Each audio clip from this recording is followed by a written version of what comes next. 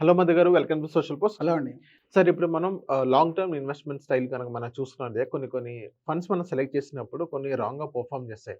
So, మనం ఎక్కడ తప్పు చేస్తున్నాం? మనం ఏదైనా ఫండ్ సెలక్షన్‌లో తప్పు చేస్తున్నామా? లేకపోతే సెలెక్ట్ చేసిన ఫండే సరిగ్గా రాంగ్‌గా పెర్ఫార్మ్ చేయట్లేదంటారా? ఎక్కడ తప్పు చేస్తున్నాం అంటారు? సో, జనరల్లీ ఎవరైనా ఇన్వెస్టర్స్ ఒక మ్యూచువల్ ఫండ్ సెలెక్ట్ చేసుకోవాలనుకుంటే వాళ్ళు చేసే మొదటి పని ఏంటనంటే ముందుగా గూగుల్ మీద డిపెండ్ అవుతారు. అంతేకాకుండా మీకు మనీ కంట్రోల్ గానీ, గ్రోలో గానీ కొన్ని రకాల రికమెండేషన్స్ ఉంటాయి. కొన్ని ఫండ్స్‌లో ఇప్పుడు even 5 star, 4 star rating funds కూడా చూస్తున్నారు. జనరల్‌గా అది మంచిదే. అండ్ కొంతమంది చాట్ జీపీటీ మీద కూడా డిపెండ్ అవుతున్నారు ఈ రోజుల్లో. But if you see core last ఒక 1.5 ఇయర్ బ్యాక్ నుంచి మీరు చూసుకున్నట్టయితే కొన్ని రకాల ఫండ్స్ బాగా పర్ఫార్మ్ చేస్తాయి. అండ్ అవే మీరు రివర్స్‌గా చూసుకున్నట్టయితే ఒక 2 ఇయర్స్ బ్యాక్ ఏవైతే బెటర్ పర్ఫార్మెన్స్ చేసిన ఫండ్స్ ఉన్నాయో అవన్నీ ఇప్పుడు పడిపోయాయి. ఇప్పుడు మీరేం చేస్తారంటే అప్పుడు 2021, 22లో పిక్ చేసుకున్న ఫండ్స్ అవి డ్రాస్టికల్‌గా రివర్స్ వచ్చేసినాయి. దాని తర్వాత అప్పుడు వరస్ట్ అనుకున్న ఫండ్స్ ఇప్పుడు మళ్ళీ పైకొచ్చేసినాయి. దీని అర్థం ఏంటంటే స్టైల్ ఆఫ్ ఇన్వెస్ట్మెంటింగ్ అనేది మీకు తెలియకపోవడం. ఫండ్ మేనేజర్ యొక్క స్టైల్ అనేది మనకు తెలియాలి. ఫండ్ మేనేజర్ యొక్క స్టైల్స్‌లో మీరు బ్రాడ్‌లీ 3 కేటగిరీస్ ఉంటాయి. Value, growth, momentum. ఈ 3 గనుక మీరు ప్రాపర్‌గా అర్థం చేసుకున్నట్టయితే మీరు మీ పోర్ట్‌ఫోలియోలో first of all small cap బాగా పర్ఫార్మ్ చేస్తే స్మాల్ క్యాప్‌లో కంప్లీట్‌గా ఇన్వెస్ట్‌మెంట్ చేయొద్దు. మిడ్ క్యాప్ చేస్తుందని మొత్తం మిడ్ క్యాప్‌లో చేయొద్దు. లార్జ్ చేస్తుందని లార్జ్‌లో చేయొద్దు. మల్టీ అసెట్ చేసిందని మల్టీ అసెట్‌లో కూడా చేయొద్దు. మీ ఇన్వెస్ట్‌మెంట్ అనేది ఫస్ట్ ఆఫ్ ఆల్ మీరు ₹100 ఇన్వెస్ట్‌మెంట్ చేయాలనుకున్నప్పుడు safety portfolio like we say core portfolio అని లాస్ట్ ఎన్నో వీడియోలో నేను చెప్పాను. ఆ కోర్ పోర్ట్‌ఫోలియోలో మీరు అగ్రెసివ్ ఇన్వెస్టర్ అయితే 80% వరకు ఈక్విటీకి ఇవ్వండి.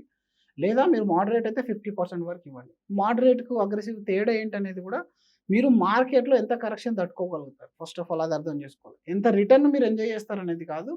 మార్కెట్ 5% కరెక్షన్ మీకు ఓకేనా? 10% వరకు అయితే మీకు ఓకేనా? మీ పోర్ట్‌ఫోలియో 20, 30% పోయినప్పుడు కూడా మీరు కంటిన్యూ చేయగలుగుతారా? దీన్ని బట్టి ఒక అసెస్‌మెంట్ చేయాలి. చేసిన తర్వాత లార్జ్, మిడ్, స్మాల్‌లో ఈక్వల్ వెయిట్‌లో మీరు అనుకున్న ఈక్విటీ పోర్ట్‌ఫోలియో అనేది పెట్టుకోవాలి. దాని తర్వాత స్టైల్ మీకు అర్థం కావాలి. Value style, growth style, momentum style. ఇప్పుడేంటనంటే ఒక సంవత్సరం వాల్యూ స్టైల్ నడిచిందనుకోండి. ఫర్ ఎగ్జాంపుల్ ఇప్పుడు వాల్యూ స్టైల్‌లో కొన్ని ఏఎంసీస్ నడుస్తాయి. ఆ వాల్యూ స్టైల్ నడిచినప్పుడు ఆ ఏఎంసీలో ఉన్న large cap, mid cap, small cap అన్నీ పైకొచ్చేస్తాయి. దాని తర్వాత ఏంటంటే ఫర్ ఎగ్జాంపుల్ బుల్ మార్కెట్ వచ్చింది. బుల్ మార్కెట్‌లో మీకు మొమెంటమ్ స్టైల్ బాగా నడుస్తుంది. ఆ మొమెంటమ్ స్టైల్‌లో ఏముంది? ఆ మొమెంట్ ఏదైతే పర్ఫార్మ్ చేస్తాయో లైక్ ఎగ్జాంపుల్ చాలా వరకు ఏఎంసీలు ఉన్నాయి. We don't want to name it. ఆ ఏఎంసీలు ఏంటనంటే ఒకప్పుడు టాప్ పర్ఫార్మర్స్ ఇప్పుడు బేరిష్ మార్కెట్‌లో వరస్ట్ పర్ఫార్మ్ అనేది. ఇప్పుడు నువ్వు ఆ స్టైల్‌ని వదిలేసినావు. ఇప్పుడు మళ్ళీ ఈ స్టైల్ పట్టుకున్నావు. లాస్ట్ 1.5 ఇయర్ నుంచి ఏదైతే బాగుందో ఆ స్టైల్స్‌లో ఇన్వెస్ట్‌మెంట్ చేసేసినావు. నువ్వు ఇక్కడ టాప్ పర్ఫార్మింగ్ ఫండ్స్‌ని చూస్తున్నావు. టాప్ పర్ఫార్మింగ్ సెక్టార్ చూడట్లేదు. అంటే ఓవరాల్‌గా సెక్టార్ చూడట్లేదు. అలాగని చెప్పి స్టైల్ కూడా చూడట్లేదు. రేపు ఈ స్టైల్ వర్కౌట్ కాలేదనుకోండి, మీరు తీసుకున్న 4 ఫండ్స్ ఈ సంవత్సరం ఏవైతే ఉన్నాయో ఈ 4కి 4 పడిపోతాయి. If you want to fall down like that అలా వద్దనుకున్నప్పుడు మీరు తీసుకునే 4 లేదా 5 ఫండ్స్‌లో ఒక 2 ఫండ్స్ వాల్యూ స్టైల్‌లో, ఒక 2 ఫండ్స్ గ్రోత్ స్టైల్‌లో, ఒక 2 ఫండ్స్ మొమెంటమ్ స్టైల్‌లో ఉండే విధంగా తీసుకోవాలి. ఇలా తీసుకున్న తర్వాత కూడా మళ్ళీ అందులో అలొకేషన్ ఉంటది. అలొకేషన్‌లో లార్జ్, మిడ్, స్మాల్ ఈక్వల్‌గా ఉండాలి. లేదా నేను కొంచెం కన్జర్వేటివ్ ఉంటా అనుకుంటే లార్జ్ క్యాప్ కొంచెం ఎక్కువ సైడ్ పెట్టుకోండి. కొంచెం అగ్రెసివ్ అయితే స్మాల్ అండ్ మిడ్ క్యాప్‌లో పెట్టుకోండి. జనరల్‌గా చాలామంది యొక్క మైత్ ఏంటనంటే అంటే top performing 20 years history, 15 years history ఉన్న ఫండ్ ఇంకెప్పటికైనా బాగా పర్ఫార్మ్ చేస్తుందనుకుంటాడు. But after reaching certain level, after reaching 50,000 crores, 50,000 crores వచ్చేంత వరకు దాని పర్ఫార్మెన్స్ ఒకలా ఉంది. ఆఫ్టర్ 50,000 క్రోర్స్ దాటిన తర్వాత దాని పర్ఫార్మెన్స్ ఒకలా ఉంది. ఎందుకు ఇలా జరుగుతుంది అనంటే ఫండ్ ఎక్కువ అయినప్పుడు ఏంటనంటే ఇప్పుడు మిడ్ క్యాపే ఉందనుకోండి. లాస్ట్ 10 ఇయర్స్ మంచి పర్ఫార్మ్ చేసిందని చెప్పాను నేను. మరి ఇప్పుడు మిడ్ క్యాప్‌లో బాగా ఇన్‌ఫ్లో వచ్చినప్పుడు వాడు ఎక్కడ చేయాలి ఫండ్ మేనేజర్? వాడి దగ్గర ఉన్నది 150 కంపెనీస్. అవును. ఓవర్ లిక్విడిటీ అయిపోతది. లిక్విడిటీ అయిపోయినప్పుడు ఏమైతుంది? పర్ఫార్మెన్స్ అనేది తగ్గిపోతుంది. అలా మీరిప్పుడు కొంతమంది చేస్తున్నారు. రీసెంట్‌గా నేను ఒక పోర్ట్‌ఫోలియో స్కాన్ చేస్తే పోర్ట్‌ఫోలియోలు చేసి ఏం చేశారంటే కంప్లీట్‌గా మిడ్ క్యాప్‌లోనే SIP and lump sum 100% of the portfolio only mid cap పైన ఉంది. రిస్కియస్ట్ అది. ఇప్పుడు యాక్చువల్‌గా 10 ఇయర్స్‌లో బాగా పర్ఫార్మ్ చేసిన సెక్టార్ నెక్స్ట్ 4-5 ఇయర్స్‌లో వర్స్ట్ సెక్టార్ అయ్యే ఛాన్స్ అనేది హైలీ పాసిబుల్.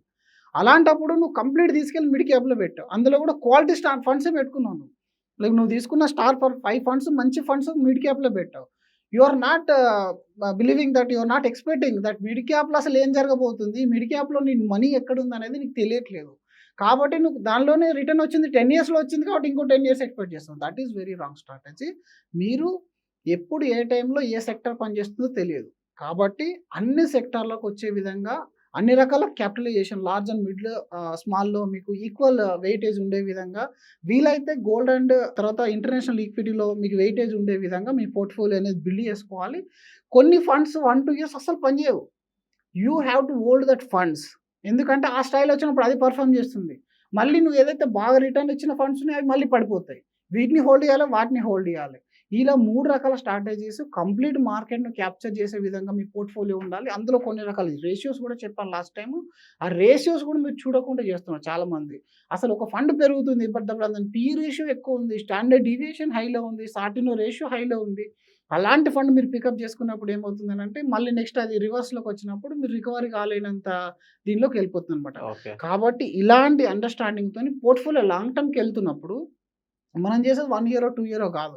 నెక్స్ట్ 10-15 ఇయర్స్ చేయాలి. పిల్లల ఎడ్యుకేషన్ కోసం, మ్యారేజ్ కోసం, రిటైర్మెంట్ కోసం చేయాలనుకుంటే మీరు అన్ని రకాల సెక్టార్స్‌లో, అన్ని రకాల మార్కెట్ కండిషన్స్‌లో మీ పోర్ట్‌ఫోలియో స్టెబిలిటీగా ఉండాలి అనుకుంటే డైవర్సిఫికేషన్ ఈజ్ ఇంపార్టెంట్. అందుకే అంటారు మార్కెట్‌లో రిటర్న్ అనేది ఓన్లీ 10%, డైవర్సిఫికేషన్ అనేది 90% అనేది. 90% డైవర్సిఫికేషన్ మనం చెప్పిన స్టైల్స్‌లో గనుక వాళ్ళు ఫాలో అయినట్టయితే మేమే కాదు మీరు బయట ఎక్కడ దాదాపు ఒక 10-15 ఇయర్స్ మార్కెట్ అనుభవం ఉన్న వాళ్ళు ఎవరైనా సరే ఈ స్టైల్ ఫాలో అవ్వమనే చెప్తారు. యెస్. మీరు అదంతా వదిలేసి ఎమర్జింగ్ మొమెంటమ్ స్టాక్స్‌ని పట్టుకొని పికప్ అవుతాం అనుకుంటే మాత్రం మీరు రివర్స్‌లో చాలా వెనక్కెళ్ళిపోతారు. చాలా టైం పడుతుంది ఆ పోర్ట్‌ఫోలియో పికప్ అవ్వడానికి. ఈ విధంగా ప్లాన్ చేసుకుంటే బావుంటుంది. Okay. So, thank you sir. మా సోషల్ పోస్ట్ వచ్చినందుకు. థాంక్ యూ అండి.